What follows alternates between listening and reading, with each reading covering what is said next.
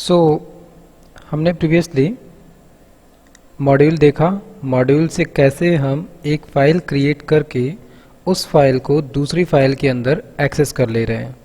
Simply हमने क्या किया था, इंपोर्ट का यूज किया था। इसी तरीके से पाइथन के अंदर हमें बहुत सारी प्री इंस्टॉल्ड लाइब्रेरीज मिलती है जिनको हम इंस्टॉल नहीं कर रहे हैं, लेकिन वो हमें प्री इंस्टॉल्ड मिली हैं। वैसे ही यहाँ पर मैंने 3 अलग अलग फाइलें जनरेट की हैं, एक डेट्स, एक मैथ और एक जेसन। सो हम सबसे पहले बात करेंगे डेट्स की। जनरली डेट्स का जो कॉन्सेप्ट है ये हर एक प्रोग्रामिंग लैंग्वेज में होता है, क्योंकि हमें करंट डेट चाहिए होता है, कभी ईयर चाहिए होता है केवल, कभी हमें मंथ चाहिए होता है, कभी केवल डे चाहिए होता है। तो बहुत सारी पॉसिबल रिक्वायरमेंट्स होती है डेट के बिहाफ पे। तो बाकी सारी लैंग्वेजेस में हमें डायरेक्ट इसके अलग अलग प्री डिफाइंड मेथड्स मिल जाते हैं जिसको हम फैच करते हैं और यूज करते हैं। लेकिन पाइथन में इन्होंने ये सारी चीज़ें सेपरेट रखी हैं अपने पाइथन के कोड से। ये सिंपली कहते हैं हम आपको लाइब्रेरी दे रहे हैं और आप उस लाइब्रेरी को इंपोर्ट करके इसके बाद में आप डेट को यूज करो। तो डेट का सिंपल कॉन्सेप्ट वही है जो हमारे सिस्टम में दिखता है। ज़्यादातर समय जो डेट हम फैच करते हैं वो सिंपली हमारे सिस्टम से गेट किया गया डेट रहता है। जो भी कुछ हमारे सिस्टम पे दिख रहा है उसी डेट को सिस्टम से गेट किया जाता है। सो डेट फर्स्टली सिस्टम डेट को फैच करता है। तो अगर हमें डेट यूज करना है पाइथन के अंदर, दैट मीन्स कि हमें सिंपली क्या करना है, डेट टाइम की लाइब्रेरी को इंपोर्ट करना है। तो सबसे पहले हम क्या करते हैं, import date time library. Simply हर एक कोड के साथ में ट्राई करो कि उसके ऊपर कमेंट जरूर करो। ये मैं तो एक छोटा शॉर्ट डिस्क्रिप्शन लिख रहा हूँ, खुद उसको जितना अच्छा एलोबरेट करके लिख सकते हो उतना अच्छा लिखने की कोशिश करते रहो। तो सबसे पहले हम इंपोर्ट करते हैं किसको, डेट टाइम की लाइब्रेरी को। हमने अभी प्रीवियसली पढ़ ही लिया है कि हम किसी भी इंपोर्ट की गई लाइब्रेरी को कैसे शॉर्ट फॉर्म में कन्वर्ट करते हैं। तो इसके लिए हम क्या करेंगे, एज इसको हम कर देते हैं dt। डेट टाइम के लिए हमने शॉर्ट फॉर्म दे दिया dt, सो दैट कि अब आगे हमें डेट टाइम नहीं लिखना पड़ेगा। सिंपली हम dt लिखेंगे और हमारा सारा काम हो जाएगा। तो मान लो कि सबसे पहला काम हम क्या करते हैं, सबसे पहले हम अभी जो करंट टाइम और डेट है वो गेट करते हैं। Get current time. इसके लिए सिंपली क्या करना है, हम एक वेरिएबल ले लेते हैं, मान लो सिंपली करंट डेट टाइम नाम से। वेरिएबल को क्रिएट करते समय भी क्या ध्यान रखना है, अब जिस लेवल पे हो ये एडवांस लेवल है, इस लेवल पे अब ABCD XYZ जैसे वेरिएबल मत बनाओ। सिंपली जितने भी वेरिएबल बना रहे हो वो सेंसफुल वेरिएबल हो, ये आदत डालते चलो। तो जैसे मैंने वेरिएबल बनाया करंट डेट टाइम, मतलब कि इसको मैं गेट करना चाहता हूँ, तो मैं ये भी लिख सकता हूँ कि get current date time, so that इससे थोड़ा और अच्छे समझ में आएगा कि मेरा ये वेरिएबल क्या एक्चुअल में होल्ड करने वाला है। तो हमने जो लाइब्रेरी इंपोर्ट की है उसको हमने शॉर्ट फॉर्म नेम दे दिया है dt डॉट करते ही VS कोड एडिटर के कुछ शॉर्टकट्स पहले भी मैं बात किया हूँ, एक बार हम फिर से बात कर ले रहे हैं इसी की, कि जैसे डेट टाइम जो है इससे रिलेटेड हमें कुछ जो इसके मेथड्स हैं, जितने भी मेथड्स इसके डिपेंडेंट है वो सभी हमें यहाँ पर लिस्ट में मिल जाते हैं। ये सारे इसी डेट टाइम से रिलेटेड मेथड्स हैं। तो हमें क्या लेना है, करंट डेट और टाइम लेनी है। तो इसी के लिए डेट टाइम लाइब्रेरी के अंदर एक और लाइब्रेरी मिलती है डेट टाइम, और इस डेट टाइम लाइब्रेरी के अंदर हमें एक मेथड मिलता है नाउ नाम का, और इस नाउ नाम के मेथड को कॉल करते ही हमें मिल जाता है करंट डेट और टाइम। सो ये सब कुछ पड़ा हुआ है हमारे वेरिएबल के अंदर। सिंपली हम क्या करते हैं, हमारे वेरिएबल को प्रिंट कर लेते हैं। सो यहाँ पे हम दे देते हैं नाम गेट करंट डेट टाइम और फाइनली हमारे वेरिएबल का नाम। इस कोड को हम रन करते हैं और देखते हैं कि हमारा आउटपुट क्या आया है। अभी हमें क्या मिल गया यहाँ से, अभी करंट का डेट और टाइम, आज का ईयर, आज का मंथ और आज की डेट 5th, और उसके साथ में अभी एग्जैक्ट टाइमिंग हमें मिल गई है कि क्या टाइम हो रहा है, साथ में मिली सेकेंड भी हमें मिला है और कितने डिजिट तक मिला है, 6 डिजिट तक। तो ये हमें पूरा एग्जैक्ट करंट डेट और टाइम निकल के मिल गया।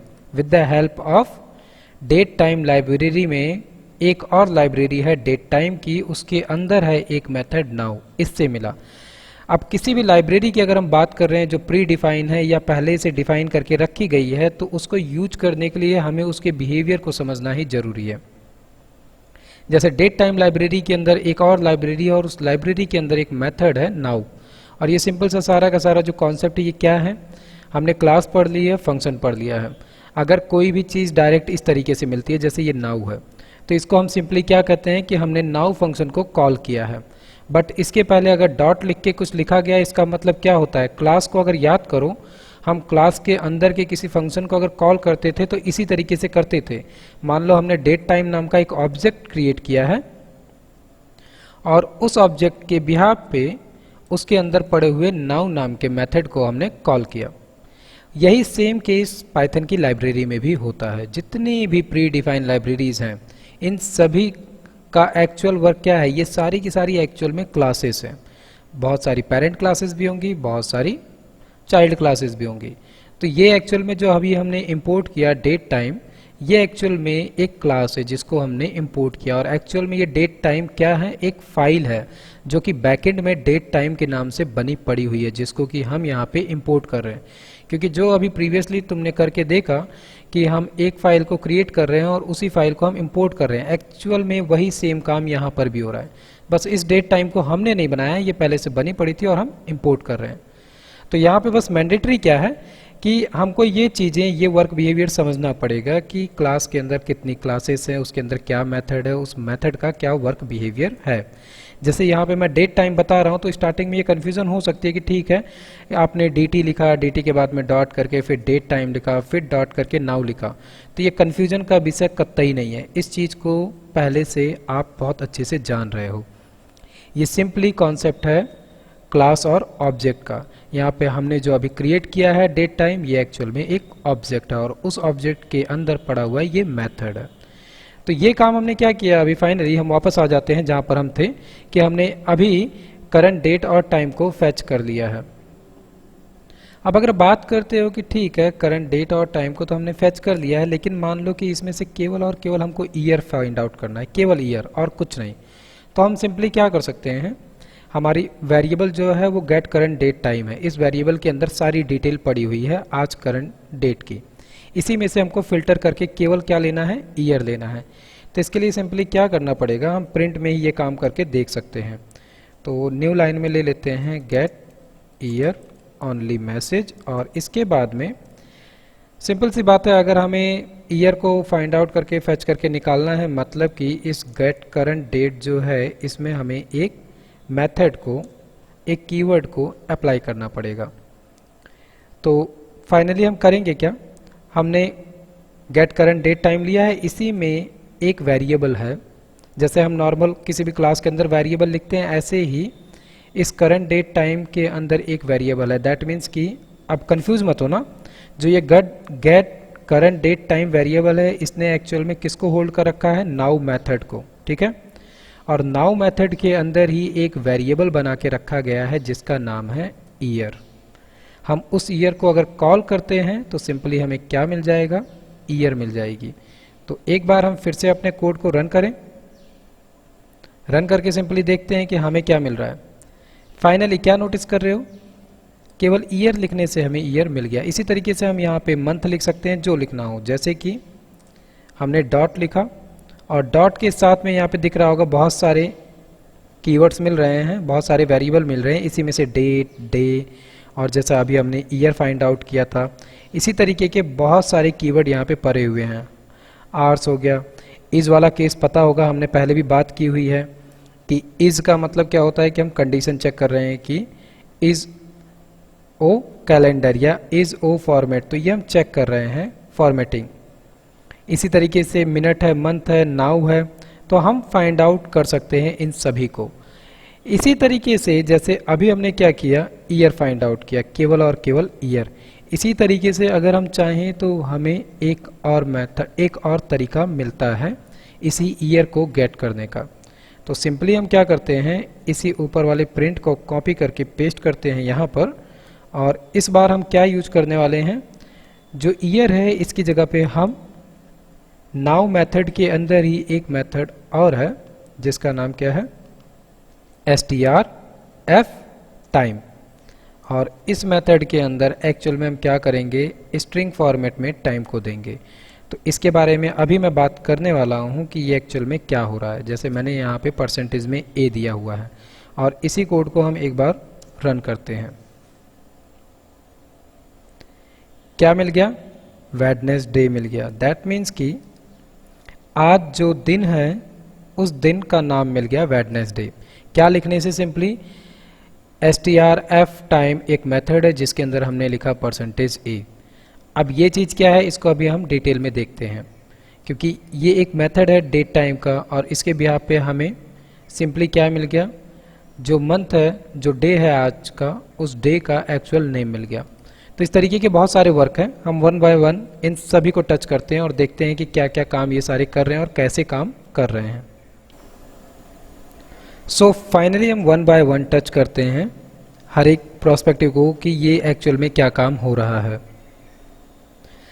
जैसे हमने यहाँ पे क्या देखा कि डेट टाइम का हम यूज कर रहे हैं। डेट टाइम का यूज करके हम इसके अंदर के मेथड्स और ऑब्जेक्ट्स को कॉल करके, वेरिएबल्स को कॉल करके अलग अलग पैरामीटर्स को डिफाइन कर रहे हैं।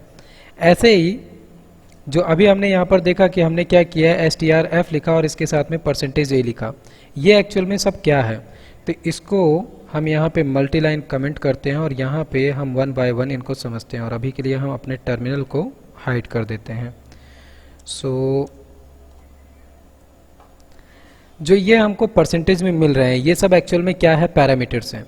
इनके थ्रू हम डे और क्या कहते हैं, मंथ, ईयर, जैसे हमने देखा है ना कि ईयर को हम शॉर्ट फॉर्म में लिखते हैं केवल, जैसे 2020 चल रहा है तो हम उसको 20 लिख देते हैं, या 2020 दोनों लेते हैं। या हम मंथ को लिख रहे हैं तो ईयर, मंथ और डे को लिखने के फॉर्मेट अलग होते हैं, कहीं पे पहले ईयर लिखा जाता है, फिर मंथ, फिर डे। तो इन्हीं सब चीज़ों को कस्टमाइज करने के लिए ये फैसिलिटी हमें मिलती है। तो एक्चुअल में इसमें है क्या क्या, जैसे मान लो कि अगर हम परसेंटेज a लिख रहे हैं स्मॉल लेटर में, तो इसका मतलब है कि जो डे हमें मिलने वाला है उस डे का शॉर्ट फॉर्म मिलेगा। तो गेट शॉर्ट डे नेम, मतलब कि जैसे वेडनेसडे का शॉर्ट फॉर्म होता है वैड, मंडे का शॉर्ट फॉर्म होता है मन, MON, उसी तरीके से शॉर्ट फॉर्म मिल जाएगा। और इसको अगर हम कैपिटल लेटर में लिखेंगे, और ये सब कुछ कहाँ लिख रहे हैं, strf टाइम मेथड के अंदर लिखेंगे, तभी ये सब कुछ हमें मिलेगा। ये क्या दे देगा हमें, गेट फुल डे नेम। इसी तरीके से अगर हम परसेंटेज में W प्रिंट करेंगे, इससे हमें क्या मिल जाएगा, जो हमारा वीक डे है, जैसे कि 0 से लेके 6, मतलब कि 6 दिन होते हैं वीक डे में, उस वीक डे का हमें एग्जैक्ट नंबर मिल जाएगा कि 1 2 3 4 क्या है। तो वो वीक डे हम निकालने के लिए लेते हैं स्मॉल में W। तो गेट वीक डे लाइक 1 या 2। इसी तरीके से अगर हम परसेंटेज में दे रहे हैं स्मॉल d, इसका मतलब है कि हम डे दे रहे हैं। कई सारे इसके पैरामीटर जो हैं वो एक्चुअल में जैसे d डिपेंड करता है, d जो डिनोट करता है वो करता है डे को। तो स्मॉल लेटर में अगर हमने डे लिखा है, दैट मीन्स कि ये क्या करेगा, गेट डे बाय डिजिट, मतलब कि जो डे है 1 से लेके 31 तक होता है। एक मंथ में 31, 30 या 28, 29 डेज होते हैं। तो हमको ये स्मॉल डी अगर दे रहे हैं तो ये हमें सिंपली डे का डिजिट फॉर्मेट दे देगा। इसी तरीके से अगर हम बी लिख रहे हैं, परसेंटेज बी, तो ये क्या करेगा, हमें मंथ का गेट मंथ शॉर्ट फॉर्म, जैसे कि डे का शॉर्ट फॉर्म था कि जनवरी है तो जैन हो जाएगा, फेब्रुअरी है तो फैब हो जाएगा। इसी तरीके से अगर हम इसको कैपिटल बी में लिख रहे हैं, दैट मीन्स कि get full month name, get full month name. अब इनको थोड़ा हमें याद करना पड़ेगा, ये ऐसा नहीं है कि इसका कोई ट्रिक है, सिंपली याद करना पड़ेगा। कुछ इसके ऐसे हैं जो कि हमें सिंपली नाम से पता चल जाते हैं, जैसे कि एक डी से डे होता है, और इसी तरीके से अगर हम एम की बात करते हैं तो इससे क्या होता है, मंथ होता है। और मंथ में भी क्या, गेट मंथ डिजिट नंबर, मतलब कि मंथ का डिजिट फॉर्मेट हमें मिलेगा इससे, स्मॉल एम से।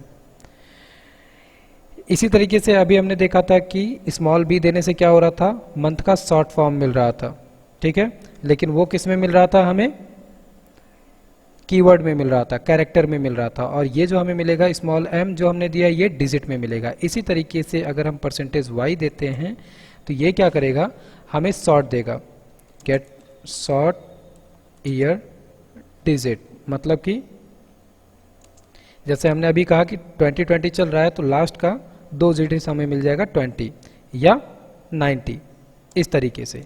इसी को अगर हम कैपिटल में दे देते हैं तो क्या होगा, get full version of year. इसी तरीके से अगर हम देते हैं कैपिटल एच, तो कैपिटल एच डिनोट करता है आर्स को, तो हमको आर्स मिल जाएंगे। इसी तरीके से हम अगर कैपिटल आई दे रहे हैं तो आई क्या करेगा, हमको आर्स तो देगा, लेकिन ये जो देता है हमें capital H, get hours 24 version, ठीक है। और जब हम देंगे कैपिटल आई तो गेट आर्स 12 वाला वर्जन, दैट मीन्स कि एक 24 घंटे वाला क्लॉक चलता है और एक 12 घंटे वाला, तो हमें ये दोनों मिलेंगे इससे। इसी तरीके से हमें अगर AM PM लेना है तो उसके लिए हम क्या करेंगे, स्मॉल p, गेट AM और PM। इसी तरीके से अगर हम क्या कर रहे हैं, कैपिटल में दे रहे हैं क्या, M, एक्चुअल में ये M यहाँ नहीं आएगा, ये M आएगा यहीं पे। इसमें थोड़ा सा कंफ्यूजन हो सकता है, क्यों, क्योंकि जो परसेंटेज कैपिटल M है ये एक्चुअल में हमको देता है गेट मिनट, कैपिटल से हमको मिनट मिलेंगे। इसी तरीके से अगर हम कैपिटल S दे रहे हैं तो इससे क्या मिलेगा हमें, गेट सेकेंड। और इसी तरीके से हमने देखा था कि हमको जब नाउ मेथड से हमने कॉल किया और पूरा हमको डेट और टाइम सब मिला तो उसमें हमें मिली सेकेंड मिला था। वो मिली सेकेंड एक्चुअल में हमें मिलता है परसेंटेज एफ से, जिसको हम सिंपली डिनोट करते हैं फ्लोट के लिए। तो ये फ्लोट पॉइंट नंबर है, तो इससे हमें क्या मिल रहा है, get microsecond, actually microsecond. इसी तरीके से अगर हम परसेंटेज के साथ देते हैं z, तो ये क्या देता है हमें, ये हमें देता है time zone, get time zone. Time zone का मतलब हमारे इंडिया में टाइम जोन क्या चलता है, एशिया / कोलकाता, और वर्जन जो चलता है वो चलता है 05.30, और ये जो चलता है ये चलता है प्लस में, ठीक है। ये है हमारे इंडिया का टाइम जोन। तो यही टाइम जोन हमको किससे मिल जाएगा, परसेंटेज z से।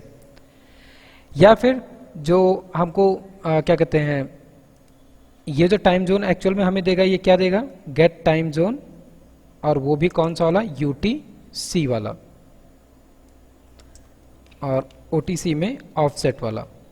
इसी तरीके से अगर हमें दूसरा टाइम जोन चाहिए, दैट मीन्स कि परसेंटेज के साथ में हम क्या करेंगे, कैपिटल Z, और ये हमें क्या देगा, सिंपली टाइम जोन, यानी कि कोई भी टाइम जोन हमें मिल जाएगा। इसी तरीके से अगर हम देते हैं स्मॉल j, स्मॉल j क्या करेगा, हमें पूरे साल में कितने दिन होने वाले हैं वो हमें दे देगा, गेट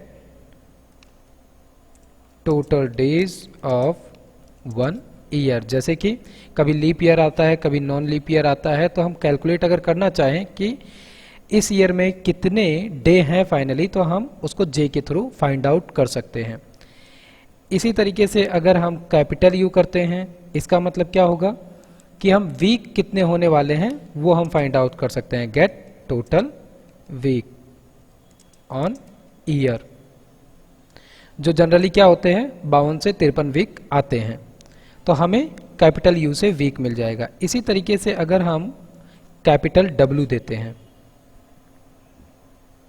कैपिटल डब्ल्यू हमें क्या दे देगा, कैपिटल डब्ल्यू भी हमें जैसे अभी हमने कैपिटल यू किया, तो ये क्या दे रहा है, हमको वीक तो निकाल के दे रहा है, लेकिन यहाँ पे एक छोटा सा डिफरेंस जो है वो क्या है कि got total week on year by first day as Sunday, क्योंकि कैलेंडर में कहीं कहीं पे संडे को फर्स्ट डे और कहीं कहीं मंडे को फर्स्ट डे माना जाता है, तो इसीलिए ये क्या करेगा, हमें get total weeks on year by first day as Monday. इनको याद करना ही पड़ेगा, उसके अलावा कोई चारा नहीं है, लेकिन इसके हमको सारे पैरामीटर्स याद करने की ज़रूरत नहीं है, लेकिन मैं यहाँ पर सभी के सभी बता दे रहा हूँ कि कितने पॉसिबल केसेस या कितने पॉसिबल पैरामीटर्स हैं जिसको कि हम डेट और टाइम फेच करने के लिए यूज़ करते हैं। थोड़े से ही बचे हैं, केवल 3 और हैं। अगर हम परसेंटेज सी देते हैं स्मॉल लेटर में, तो इसका मतलब क्या है कि हमें लोकल वर्जन मिल जाता है डेट और टाइम का। दैट मीन्स कि get local version of date time, क्योंकि अभी जो हमने डेट टाइम गेट किया था वो क्या है, वो फॉरेन वर्जन है, क्योंकि हम सबसे पहले डे लिखते हैं, फिर मंथ लिखते हैं और फिर ईयर लिखते हैं, लेकिन हमको जो मिला वो एक स्टैंडर्ड जो फॉलो होता है बाहर वो मिला। इसी तरीके से अगर हम x लिखते हैं तो इससे क्या होगा, हमें लोकल वर्जन ऑफ केवल और केवल डेट मिलेगा, तो get only local version of date, ठीक है, केवल डेट। इसी तरीके से अगर हम कैपिटल X लिखते हैं तो इससे क्या होगा, केवल और केवल हमें क्या मिल जाएगा, gate local version of time. Simply यही सारे के सारे पैरामीटर हैं जो कि डेट टाइम में फिल्टर के लिए यूज किए जाते हैं। हमें जो भी कुछ चाहिए, यानी कि डेट चाहिए, मंथ चाहिए, वीक चाहिए, उसका कैरेक्टर वर्जन चाहिए या डिजिट वर्जन चाहिए, ये सारे की सारी चीज़ें हम इन्हीं से फिल्टर करके यूज करते हैं और लेते हैं। तो अगर अब हम आगे बढ़ें और जैसे कि इनमें से किसी भी चीज़ का यूज करना चाहें और फिल्टर करना चाहें तो हम बहुत आसानी से फिल्टर कर सकते हैं, क्योंकि हमारे पास एक वेरिएबल है गेट करंट डेट टाइम। हम क्या करते हैं, हम इसी डेट टाइम को लेते हैं और इस वेरिएबल को एक्चुअल में हम छोटा कर देते हैं। तो हम यहाँ आते हैं और यहाँ पे हम सिंपली लिखते हैं d equal to current date, हमने निकाल लिया।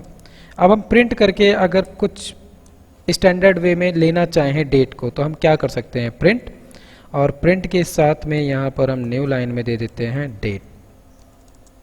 और अभी हमने जैसे बात की लास्ट वाले वर्जन को ही अगर हम देख लेते हैं, जैसे कि यहाँ पे दिख रहा है कि अगर हमें लोकल वर्जन चाहिए तो हम क्या दे रहे हैं, x दे रहे हैं, मतलब कि d, और d के साथ में डॉट करके हम strf टाइम को कॉल करेंगे और इसके अंदर सिंपली क्या दे देंगे, परसेंटेज के साथ में स्मॉल x। और इसको एक बार रन करते हैं, क्योंकि हमने क्या बात की कि अगर हम स्मॉल x दे रहे हैं तो लोकल वर्जन वाला हमें डेट मिल जाएगा। तो देख रहे हो लोकल वर्जन वाला डेट हमें मिल गया, सबसे पहले डे है, फिर मंथ है और फिर ईयर है। लेकिन अगर हम जरा सा ऊपर चले तो यहाँ पे क्या था, ये एक स्टैंडर्ड वर्जन था कि पहले ईयर, फिर मंथ और फिर डे। इसी तरीके से अगर हमें केवल क्या चाहिए है, केवल और केवल हमें टाइम चाहिए है, तो हम वो भी निकाल सकते हैं। सिंपली मैं क्या कर रहा हूँ, कॉपी पेस्ट किया, यहाँ पे कैपिटल X कर दिया और हम यहाँ पे डेट की जगह पे क्या कर देते हैं, स्ट्रिंग टाइम कर देते हैं। और एक बार अपने कोड को फिर से रन करते हैं और हम अपने टर्मिनल को थोड़ा सा बड़ा कर देते हैं। क्या मिल गया हमें, टाइम मिल गया सिंपली, और यहाँ पे हमने न्यू लाइन नहीं दिया, ठीक है। तो ये जो पैरामीटर्स है बस इनको पास करना है कहाँ पे, strf टाइम में, और जो भी कुछ करना चाहते हो वो सब कुछ मिलेगा। जैसे कि सिंपली अगर हम बात करें मंथ, और अगर हम यहाँ पर आते हैं, मंथ के लिए स्मॉल m लेना है, ठीक है, और ईयर के लिए कैपिटल Y लेना है, या स्मॉल y भी हम ले सकते हैं, और उसी के साथ में डे के लिए क्या लेना है, d लेना है। तो हम एक कस्टमाइज्ड डे टाइम मीन्स की डे, मंथ और ईयर तीनों निकाल सकते हैं। तो इसके लिए क्या करते हैं, हम कॉपी पेस्ट किया हमने। हमें करना क्या पड़ेगा, सिंपली जो मेथड को हम यहाँ पे कॉल कर रहे हैं इसी को हमें 3 बार कॉल करना पड़ेगा, ठीक है। तो मान लो कि अभी हम सिंपली एक डेट ही क्रिएट कर रहे हैं और यहाँ पे मैंने लिखा डी, इसी तरीके से फिर कॉमा किया और यहाँ पे लिख दिया हमने एम, और फिर कॉमा किया और यहाँ पे लिख दिया हमने वाई। फाइनली इसको रन करते हैं और चेक करते हैं कि हमें क्या मिला। क्या देख रहे हो, 5 तारीख हो गई, 8वां महीना हो गया, 2020 ईयर हो गया। अब इसमें हम अगर थोड़ा बहुत चेंजेस करना चाहें, स्लैश वगैरह लगाना चाहें तो हम सिंपली लगा सकते हैं। इसके लिए क्या करना पड़ेगा, हमने स्ट्रिंग ली, स्लैश लगा दिया। इसी तरीके से हम यहाँ पर भी स्ट्रिंग लेते हैं और स्लैश लगा देते हैं, ठीक है। एक बार हम फिर से रन करते हैं इसको, तो हमने कस्टमाइज कर दिया अपने डेट और टाइम को। मीन्स अभी तो हम डेट को कस्टमाइज कर रहे हैं, इसी तरीके से चाहो जो भी कस्टमाइजेशन वो कर सकते हो। अब यहाँ पर जो ये स्मॉल वाई है इसी को अगर हम कैपिटल कर दे तो हमें क्या होगा, फुल ईयर मिल जाएगा, यानी कि 2020 पूरा मिल जाएगा। तो ये यूज केस जो है इनको बहुत सारे अलग अलग यूज केस बना के कस्टमाइज करके चेक कर सकते हो, चेंज कर सकते हो, मॉडिफाई कर सकते हो, मल्टीपल लाइन स्ट्रिंग जानते हो, जितना अच्छा है इसमें करना चाहो उतना बेहतर कर सकते हो। तो ये ओवरऑल क्या था हमारा डेट और टाइम, कि डेट और टाइम जो हमें मेथड मिल रहा है, जो लाइब्रेरी मिल रही है पाइथन के अंदर, हमने सिंपली उसका यूज किया। नेक्स्ट टॉपिक हमारा क्या होगा, नेक्स्ट टॉपिक होगा हमारा मैथ, कि पाइथन के अंदर जो मैथ लाइब्रेरी मिलती है हम उसका यूज कैसे करेंगे।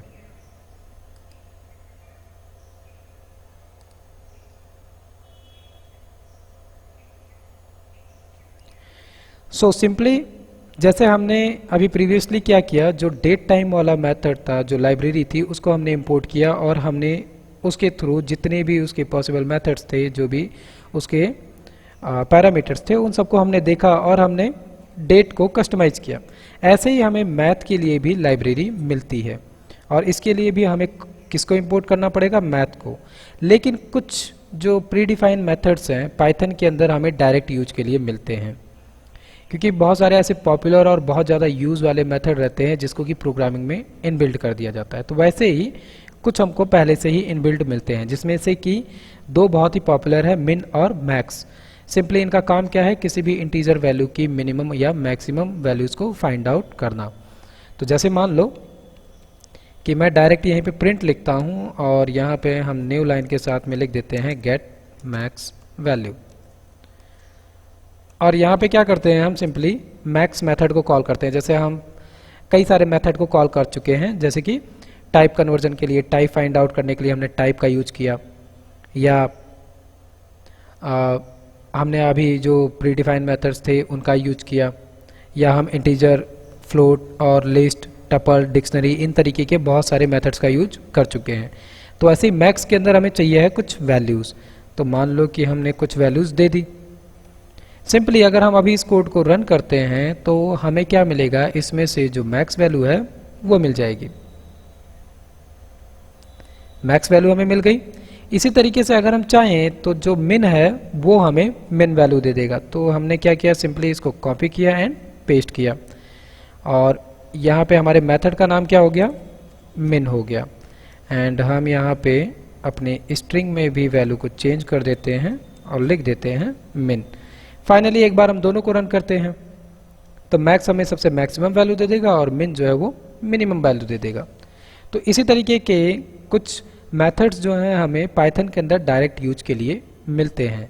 इन्हीं में से एक है एब्सोल्यूट नंबर को फाइंड आउट करने के लिए, कि जैसे हमने प्रिंट लिखा और प्रिंट के अंदर हम लिखते हैं get absolute number. Absolute number का मतलब क्या है कि pure integer number, non decimal number. तो मान लो कि हम यहाँ पे लिख रहे हैं ABS मेथड का नाम है जो कि एब्सोल्यूट नंबर को फाइंड आउट करता है। तो हम मान लो कि यहाँ पर कुछ एक निगेटिव में डेसिमल नंबर ले लेते हैं और फाइनली इसको हम रन करते हैं। रन करके हम क्या देख रहे हैं कि निगेटिविटी भी हट गई और ओके सॉरी, मैंने एक चीज़ गलत बोल दी, डेसिमल नंबर से लेना देना नहीं होता है। एब्सोल्यूट नंबर का मतलब होता है कि पॉजिटिव नंबर्स। नंबर सिस्टम में भी कई तरीके के नंबर सिस्टम होते हैं, दैट मीन्स कि जैसे universal number, primary number, odd number, even number. तो इसी तरीके से जो एब्सोल्यूट नंबर होता है, ये एब्सोल्यूट नंबर एक्चुअल में नॉन नेगेटिव नंबर्स होते हैं, वो चाहे इंटीजर नंबर हो या फ्लोट नंबर हो। इसी तरीके से हमको अगर पावर निकालना हो, जैसे हम लिखते हैं ना कि x की पावर 2 या 2 की पावर 3, 4 की पावर 5, इस तरीके का अगर हमें पावर फाइंड आउट करना हो तो उसके लिए भी हमें प्री डिफाइंड मेथड मिलता है। तो जैसे कि पावर हम यहाँ पे लिखते हैं 2 टू पावर 2, एंड इसके लिए हमें किसका यूज करना है, POW, एक पाव हमको मेथड मिलता है। इसके अंदर 2 की पावर हमें 2 सेट करनी थी, सेट कर दिया तो बेस हो गया 2 और उसका पावर हो गया 2। इसको हम सिंपली रन करें, रन करने से हमको क्या मिल जाएगा, 2 की पावर 2 है, दैट मीन्स कि 4 मिल गया। इसको अगर हम बढ़ाना चाहें तो हम यहाँ से बढ़ा सकते हैं, दैट मीन्स कि हमने इसको 3 कर दिया और फिर रन किया तो 2 की पावर 3 मतलब कि 8 हो गया। 2 क्रॉस 2 4 हुआ और 4 क्रॉस 2 8 हो गया। तो ये जो हमने यूज किए ये क्या थे, जो हमको पाइथन के अंदर प्री डिफाइंड मेथड्स मिल जाते हैं वो थे। लेकिन अगर हम फुल मैथ के मेथड्स का और उसके फॉर्मूलोज का यूज करना चाहें तो उसके लिए हमें क्या करना पड़ेगा, इंपोर्ट करना पड़ेगा सिंपली मैथ के लाइब्रेरी को। तो हमने मैथ की लाइब्रेरी को इंपोर्ट किया और इसको भी हम शॉर्ट फॉर्म में कह देते हैं M, सो दैट कि इसको हमें यूज करने में आसानी हो जाएगी। तो मान लो कि ठीक है, हमने मैथ की लाइब्रेरी इंपोर्ट कर ली और मैथ के अंदर से हमें कुछ काम करना है, जैसे कि मान लो हमें स्क्वायर निकालना है। तो स्क्वायर निकालने के लिए हम क्या करेंगे, अब हमारे पास मैथ की लाइब्रेरी है जिसको हमने शॉर्ट फॉर्म कर दिया है क्या, M। तो हम अगर निकालना चाहें तो हम प्रिंट में क्या लिख सकते हैं, प्रिंट गेट स्क्वायर ऑफ 5 का स्क्वायर निकालना है। सो हमको क्या करना पड़ेगा, M डॉट, और मैथ के अंदर हमको मिलता है SQRT मेथड, और इसके अंदर सिंपली हमें क्या पास कर देना है, वो वैल्यू 5 का स्क्वायर निकालना है, हमने पास कर दिया और इसको सिंपली हम रन करते हैं।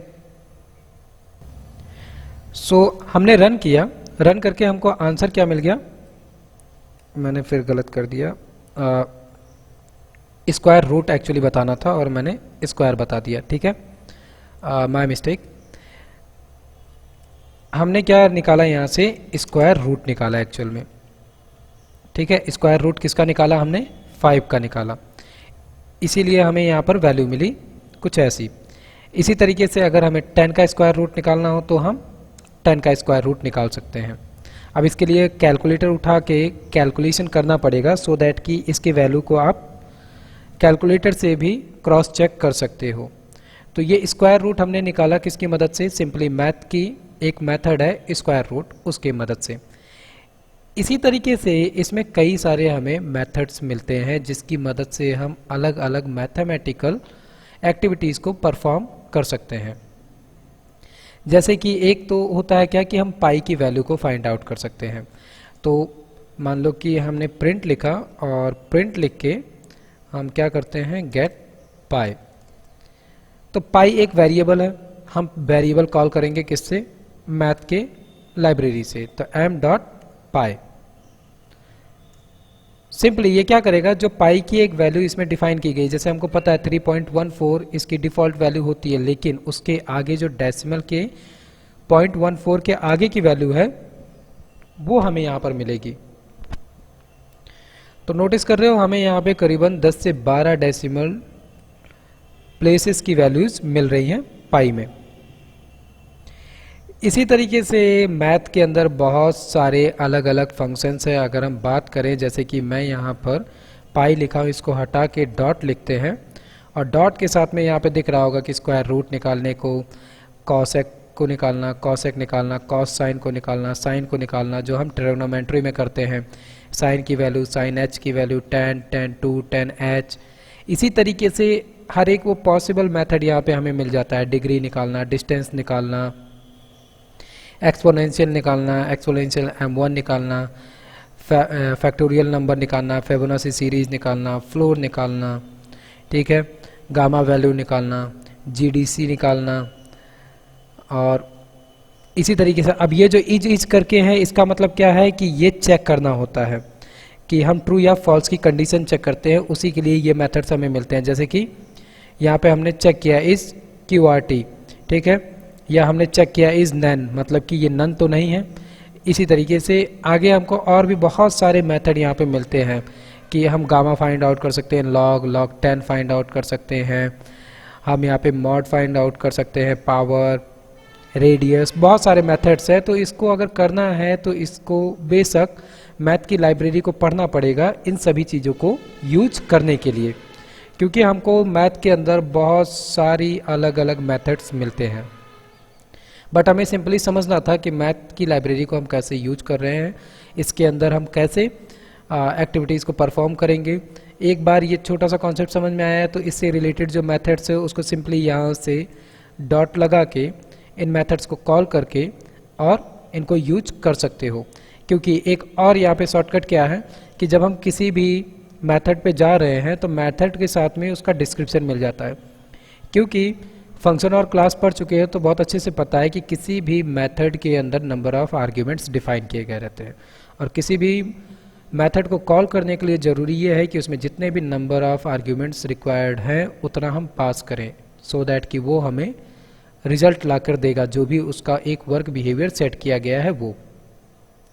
तो वैसे ही हिंट क्या है यहाँ पर कि देख रहे होगे कि प्लॉट पे हम आए तो ये हमें क्या दे रहा है कि इटरेबल वैल्यू सबसे पहले चाहिए है, जो कि इंटीजर में चाहिए है। दूसरा आर्ग्यूमेंट क्या है, कुछ भी हो सकता है। तीसरा क्या है, स्टार्ट्स के लिए इंटीजर वैल्यू चाहिए है। इसी तरीके से अगर हम आते हैं किसी ऐसी वैल्यू पे जिसको कि हम जानते हैं, जैसे कि साइन की वैल्यू निकालनी हो, ठीक है, ट्रिग्नोमेट्री में साइन की वैल्यू निकालनी है, तो हम क्या करेंगे, साइन मेथड को कॉल करने के साथ में उसमें एक वैल्यू चाहिए है, और वो क्या चाहिए है, चाहे इंटीजर वैल्यू दे दो या चाहे फ्लोट वैल्यू दे दो। ये लिख रहा है ना सपोर्ट्स फ्लोट, मतलब कि हम सपोर्ट वैल्यू यानी कि इसमें हम केवल और केवल फ्लोट वैल्यू दे सकते हैं, इंटीजर नहीं दे पाएंगे। या एक बार इसको ट्राई करके चेक कर सकते हो। इसी तरीके से बाकी जितने हैं ये सब भी सेम टाइप के ट्रिग्नोमेट्री के ही हैं, तो इसलिए ये भी सब सेम टू सेम वैल्यूज़ को ही एक्सेप्ट कर रहे हैं। ऐसे ही अगर हम कुछ और वेल नोन की बात करें जिसको कि हम जानते हैं, और डिग्री की अगर बात करें हम, सो हम ऊपर चलते हैं एंड ओके लिस्ट खत्म हो गई।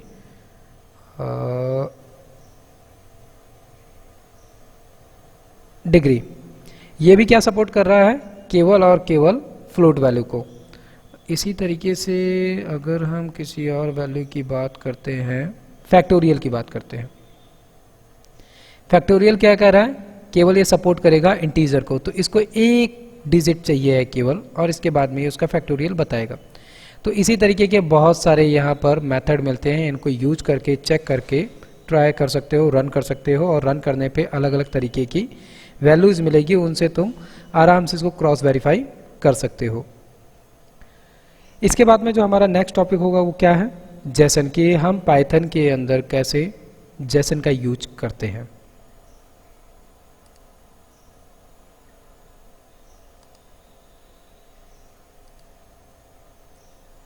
सो ये भी क्या है, जो जेसन है, ये जेसन प्रोग्रामिंग लैंग्वेज के अंदर अगर हम बात करें तो एक कॉन्सेप्ट मिलता है। इस क्वेश्चन को जाकर सर्च कर सकते हो और पढ़ भी सकते हो थोड़ा सा एक्स्ट्रा नॉलेज के लिए, कि जेसन से पहले थोड़ा सा हम इस चीज़ को समझ लेते हैं, सो दैट कि हमें जेसन अच्छे से समझ में आएगा कि एक्चुअल में जेसन का मेन वर्क क्या है डेवलपमेंट में, या प्रोग्रामिंग लैंग्वेज में जेसन का यूज क्यों किया जा रहा है। तो सिंपली जो जेसन का यूज किया जाता है ये क्रॉस साइट कम्युनिकेशन के लिए किया जाता है। तो क्रॉस साइट कम्युनिकेशन के लिए दैट मीन्स कि इसको हम कुछ ऐसे समझ सकते हैं कि हमारे पास फेसबुक वेबसाइट है और फेसबुक वेबसाइट जो है इसको यूट्यूब के वीडियो शो कराने हैं अपने प्लेटफॉर्म पे। अब इस कॉन्सेप्ट में होगा क्या कि यूट्यूब अपनी डिटेल्स यानी कि अपने वीडियोस की डिटेल फेसबुक को दे। तो इस कॉन्सेप्ट में यूज होता है एक कॉन्सेप्ट एपीआई का। एपीआई का मतलब होता है कि यूट्यूब अपने एक मेथड, एक क्लास का पूरा कोड लिखेगा और उस क्लास को पास ऑन कर देगा फेसबुक को, एक यूआरएल जनरेट करके दे देगा। तो एपीआई बेसिकली क्या होती है? It's URL.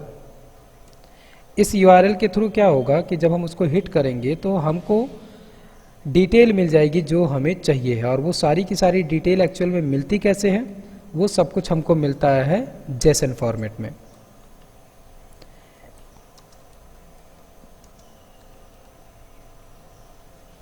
तो ये जो जेसन फॉर्मेट है इसका यूज बहुत ज़्यादा होता है। जो सबसे पहले जेसन आया था इसका यूज पहले सिंपली होता था केवल और केवल जावास्क्रिप्ट के साथ, क्योंकि हम क्रॉस साइट कम्युनिकेशन की बात करते थे तो इसका फुल फॉर्म भी जो है वो जावास्क्रिप्ट के ही नाम से है। तो इसीलिए ये पहले यूज वहीं होता था, लेकिन फिर इसकी पॉपुलैरिटी बढ़ती गई और एपीआई के लिए ये बहुत आसान और इजी तरीका हो गया। तो इसीलिए जेसन का यूज हर कोई करने लगा क्रॉस साइट कम्युनिकेशन के लिए। सो अगर हम बात करते हैं जेसन के फुल फॉर्म की, तो इसका फुल फॉर्म क्या है? अभी मैंने बताया कि इसका नाम जो है वो जावास्क्रिप्ट से ही लिया गया। तो सबसे पहले जे से क्या आ जाएगा हमारा? जावास्क्रिप्ट। सो जावास्क्रिप्ट ऑब्जेक्ट नोटेशन, ये फुल फॉर्म है जेसन का। तो ये एक्चुअल में जेसन है क्या? जेसन एक्चुअल में प्लेन टेक्स्ट डेटा है, ठीक है। जैसे हम डेटाबेस के अंदर डिटेल्स को रखते हैं उसी तरीके से जेसन हमें टेक्स्ट फॉर्मेट में डेटा को रखने की फैसिलिटी देता है, ठीक है। ये तो बात क्या हुई कि जेसन की, कि हाँ ठीक है जेसन ऐसा कुछ काम कर रहा है, तो एक्चुअल में हम इसको करके देखते भी हैं। सबसे अच्छा पार्ट जो है यहाँ पे जेसन का वो ये है कि जेसन एक्चुअल में एकदम हूबहू डिक्शनरी जैसा है। जैसे हम पाइथन में डिक्शनरी यूज करते हैं ऐसे ही एक्चुअल में फॉर्मेट होता है जेसन का। तो इसलिए इसको समझना थोड़ा और ज़्यादा आसान हो जाता है। तो सिंपली हमको जेसन को यूज करने के लिए सबसे पहले क्या करना पड़ेगा? जेसन की लाइब्रेरी इंपोर्ट करनी पड़ेगी। सो हम पहले जेसन की लाइब्रेरी इंपोर्ट कर लेते हैं और जैसा कि हम देखते आ रहे हैं कि इसको हम शॉर्ट फॉर्म कन्वर्ट कर देते हैं as a J, so that कि इसको हम शॉर्ट फॉर्म में बड़ी आसानी से यूज कर लेंगे। तो इसके अंदर मेनली हमको केवल अभी के लिए दो मेथड देखने हैं कि हम कैसे एक जेसन डेटा को पाइथन में कन्वर्ट करेंगे और एक कैसे पाइथन डेटा को जेसन में कन्वर्ट करेंगे। यही दोनों काम मेनली होता है। तो सिंपली अब हम क्या करते हैं? सबसे पहले एक जेसन क्रिएट करते हैं। सो क्रिएट जेसन फॉर्मेट डेटा, क्योंकि हमको जेसन सबसे पहले चाहिए है तो हम जेसन कन्वर्ट करते हैं। और सबसे मज़ेदार पार्ट क्या है? अभी जब मैं क्रिएट करूँगा तो बिल्कुल ये तुम्हें लगेगा कि जैसे हम डिक्शनरी क्रिएट कर रहे हैं। तो यहाँ पे हम दे देते हैं वेरिएबल का नाम हमारे जेसन डेटा, और जेसन डेटा के अंदर हम क्रिएट करने वाले हैं एक डिक्शनरी सिंपली। और यहाँ पे हम दे देते हैं कुछ डिटेल्स, जैसे कि नेम इक्वल टू हम दे देते हैं नेहा, एंड कॉमा करके हम यहाँ पे दे देते हैं कोर्स।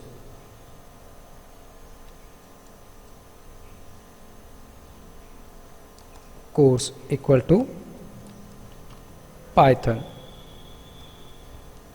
एंड यहाँ पे हम दे देते हैं प्लेटफॉर्म, और प्लेटफॉर्म इक्वल टू हो गया हे सुशील। 3 डिटेल्स हमने दी।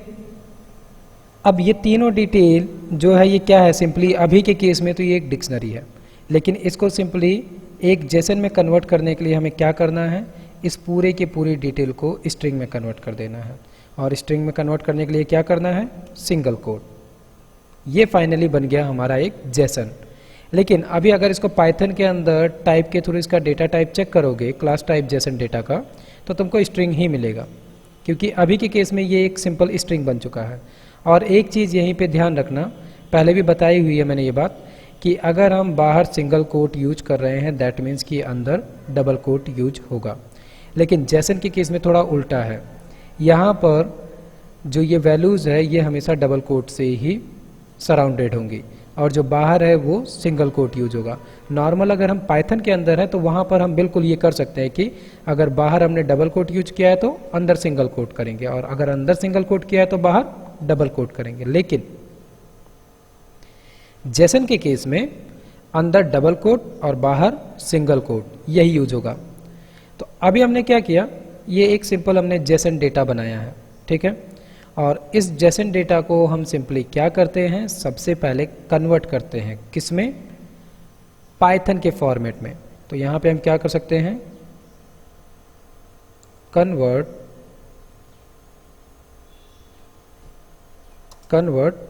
Jason data into Python. इसके लिए सिंपली हमें क्या करना पड़ेगा, जो हम कन्वर्ट करना चाहते हैं, कन्वर्ट करने के लिए हमें सिंपली एक मेथड का यूज करना है जिसका नाम है लोड्स। सो हम क्या करते हैं, सबसे पहले get JSON data into Python, variable का हम नाम दे रहे हैं और वेरिएबल का नाम देने के बाद में हम क्या करते हैं, सिंपली मेथड को कॉल करते हैं। और मेथड किसके थ्रू कॉल करेंगे, जे डॉट लोड्स। ये लोड्स क्या करेगा, सिंपली जो जेसन फॉर्मेट का डेटा है उसको लोड करेगा और उसको पाइथन रीडेबल फॉर्मेट में कन्वर्ट करके हमको दे देगा। तो सिंपली हमने क्या किया, हमारा जो जेसन डेटा था, मतलब कि जो हमारा वेरिएबल था, उसको हमने पुट कर दिया लोड्स मेथड के अंदर। अब अगर इसका डेटा टाइप तुम चेक करने जाओगे, जो ये get JSON data into Python variable हमने बनाया है, इसका डेटा टाइप चेक करोगे तो तुमको ये मिलेगा डिक्शनरी फॉर्मेट में। और अगर डिक्शनरी फॉर्मेट में मिल रहा है दैट मीन्स कि हम डिक्शनरी फॉर्मेट में इसकी वैल्यू को गेट कर सकते हैं। तो gate data into Python dict, ठीक है। तो अगर हम पाइथन के डिक्शनरी फॉर्मेट में डेटा को गेट किए हैं, मतलब कि इसकी की बिहाफ पे हम वैल्यू को गेट भी कर सकते हैं। तो इसके लिए सिंपली हम क्या करते हैं, प्रिंट लिखते हैं और प्रिंट के साथ में gate data and gate data करने के साथ में हम कॉल करते हैं हमारे वेरिएबल को जिसका नाम है get JSON data into Python. और इस वेरिएबल के अंदर से हम सिंपली किसको फेच करेंगे, जो हमारा कीवर्ड था, क्या था कि नेम। तो सिंपली हम नेम को गेट करते हैं, देखते हैं कि क्या इससे हमें यूज़र का नेम मिल रहा है कि नहीं मिल रहा है। तो फाइनली हम रन करते हैं हमारे कोड को। इस केस में होना क्या है कि सबसे पहले जेसन डेटा जो है वो कन्वर्ट हो जाएगा पाइथन में, और पाइथन में कन्वर्ट होते ही वो डिक्शनरी फॉर्मेट में हमको मिल जाएगा, और डिक्शनरी फॉर्मेट में मिलते ही हम उस वैल्यू को आराम से पाइथन के फॉर्मेट में गेट कर सकते हैं, यूज कर सकते हैं। तो यहाँ पर भी हम वही काम कर रहे हैं कि जैसे हम डिक्शनरी यूज करते थे उसी तरीके से हम डिक्शनरी की वैल्यू को कॉल कर रहे हैं और उस पर पड़ा हुआ डेटा हमें सिंपली मिल जाएगा। तो एक बार हम रन करते हैं फाइनली कोड को और देखते हैं कि हमको इसका आउटपुट क्या मिल रहा है। सो हमें फाइनली क्या मिल गया, डिटेल मिल गई यूज़र की। गेट डेटा में हमको नेहा यूज़र का नाम मिल गया, मतलब कि जेसन फॉर्मेट का डेटा कन्वर्ट हो गया किस में, पाइथन में। ऐसे ही दूसरा फेज क्या आता है कि अगर हमारे पास पाइथन फॉर्मेट में डेटा है और उसको हम कन्वर्ट करना चाहते हैं किस में, जेसन में, तो उसके लिए सिंपली क्या करना पड़ेगा, हमको जैसे अभी लोड्स मेथड का यूज किया जेसन को पाइथन में कन्वर्ट करने के लिए, ऐसे ही convert Python data into JSON, और इसके लिए सिंपली हमें यूज करना है डम्प्स मेथड का। डम्प्स मेथड क्या करेगा, एक पाइथन फॉर्मेट के डेटा को जेसन में कन्वर्ट कर देगा।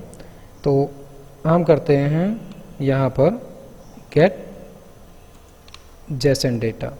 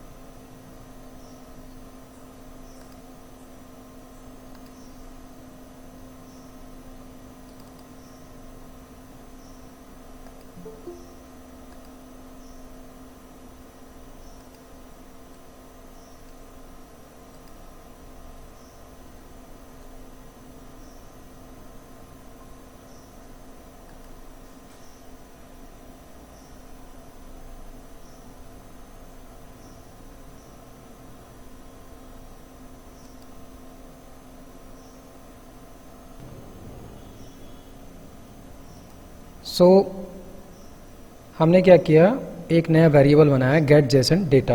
एंड इसके लिए हमने क्या किया, हमारे पास पहले से ही एक वेरिएबल में पाइथन का डेटा पड़ा हुआ है जिसका नाम है get JSON data into Python.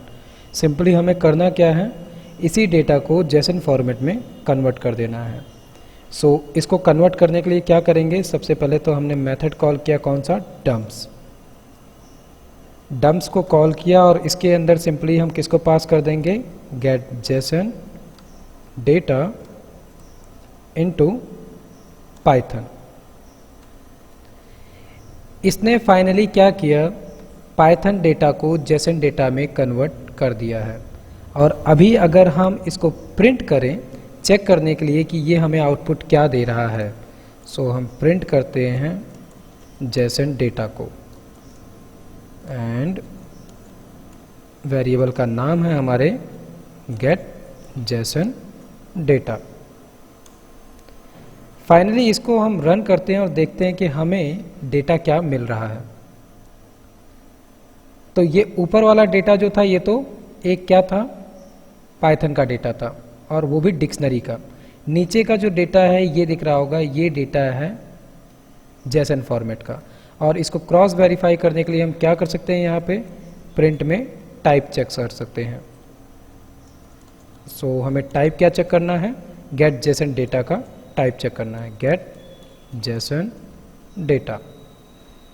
Simply मैंने पहले ही बताया है कि इसका हमको डेटा टाइप क्या मिलेगा, स्ट्रिंग मिलेगा। मिल गया स्ट्रिंग, क्यों, क्योंकि हम इसको पाइथन के अंदर चेक कर रहे हैं इसलिए। और सिंपली जो जेसन होता है वो स्ट्रिंग फॉर्मेट होती है। तो हमने यहाँ पर दोनों तरीके करके देखे कि हम जेसन डॉट लोड्स की मदद से एक जेसन डेटा को पाइथन में कन्वर्ट कर रहे हैं और पाइथन में भी वो कन्वर्ट किस में हो रहा है, डिक्शनरी फॉर्मेट में। वैसे ही हम एक पाइथन के डेटा को जेसन फॉर्मेट में कन्वर्ट कर सकते हैं। बट यहाँ पे जो ध्यान देने वाली और इम्पॉर्टेंट चीज़ है वो क्या है कि इसका फॉर्मेट सेम टू सेम रहना चाहिए। जो जेसन का फॉर्मेट है वो सेम टू सेम होना चाहिए और उसके लिए हमें डिक्शनरी का ही यूज़ करना पड़ेगा, डिक्शनरी के फॉर्मेट का ही यूज़ करना पड़ेगा। ठीक है, तो हमारा जेसन ख़त्म हो गया है और हमारी ये क्लास यहीं पे ख़त्म होती है। नेक्स्ट जो हम देखेंगे वो होगा रेजेक्स। रेजेक्स के अंदर हम कैसे अलग अलग स्ट्रिंग फॉर्मेट को फिल्टर करते हैं, चेक करते हैं, वो सारी चीज़ें हम देखेंगे रेजेक्स में।